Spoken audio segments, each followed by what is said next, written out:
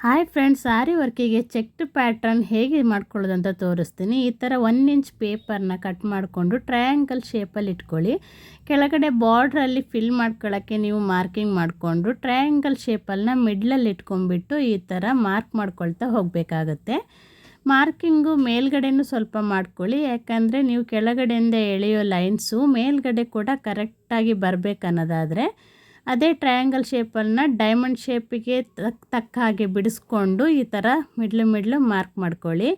ಆಮೇಲೆ ಸ್ಕೇಲ್ನಿಂದ ಸ್ಟ್ರೈಟ್ ಲೈನ್ನ ಎಳ್ಕೊಳ್ತಾ ಹೋಗಿ ಆ ಮಾರ್ಕಿಂಗ್ನ ಮೇಲ್ಗಡೆ, ಆಗ ಚೆಕ್ಡ್ ಪ್ಯಾಟರ್ನು ಆರಿ ವರ್ಕಿಗೆ ಕರೆಕ್ಟಾಗಿ ಬರುತ್ತೆ. ನೀವು ದೊಡ್ಡದಾಗಿ ಬೇಕಂದರೆ 1.25 ಇಂದ 1.5 ಇಂಚ್ ಇಟ್ಕೋಬೋದು. ಚಿಕ್ಕದಾಗಿ ಬೇಕಂದರೆ 3/4 ಇಂಚಿಂದ 1 ಇಂಚ್ವರೆಗೂ ನೀವು ಪೇಪರ್ನ ಕಟ್ ಮಾಡ್ಕೋಬೋದು. ಪೇಪರು ಸ್ವಲ್ಪ ದಪ್ಪ ಪೇಪರ್ನ ಯೂಸ್ ಮಾಡ್ಕೊಳ್ಳಿ. Thanks for watching.